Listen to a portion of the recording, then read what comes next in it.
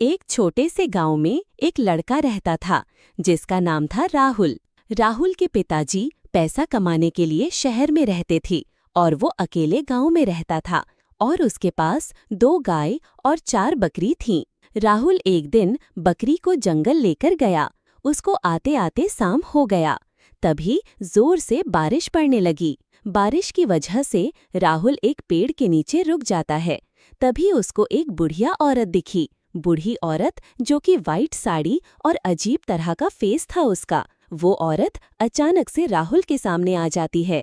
ये देखकर राहुल डर जाता है और जोर जोर से चिल्लाने लगता है, लेकिन उसका आवाज कोई नहीं सुनता है। वो बूढ़ी औरत और कोई नहीं, एक भूत थी। अचानक से वो भूतनी राहुल से बोली, बेटा मुझे पानी पिला दो। राहुल डरा हुआ धीरे धीरे पानी लेने जंगल के तालाब में गया। जब वो पानी लेकर आया तो वहाँ कोई नहीं था। राहुल एकदम डर गया। वो फिर घर आया। रात हो गई। उस रात को राहुल बहुत ही डरा हुआ था और बिना कुछ खाए पिए सोया था। तभी उसके दरवाजा पिटने की आवाज आई।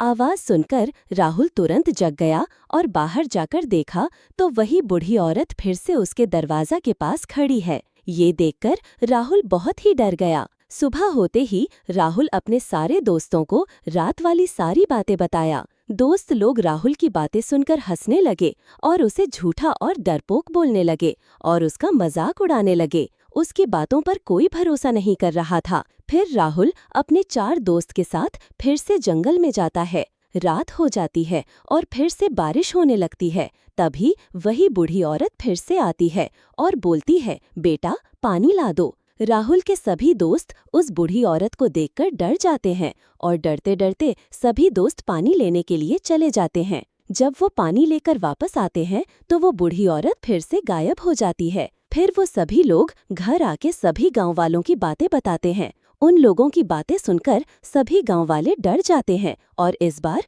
उन लोग पर गांव वाले भरोसा कर लेते हैं। बात ये है, वो भूतनी कोई और नहीं, राहुल की दादी है। ये बात गांव वालों को एक बूढ़े आदमी ने बताया। राहुल की दादी जो कि बहुत बूढ़ी हो चुकी थी, वो उसी जंगल में रोज बकरी चराने जाती थी और एक दिन वो पानी न मिलने की वजह से मर गई थी। ये बात सुनकर गांव के सभी लोग डर जाते हैं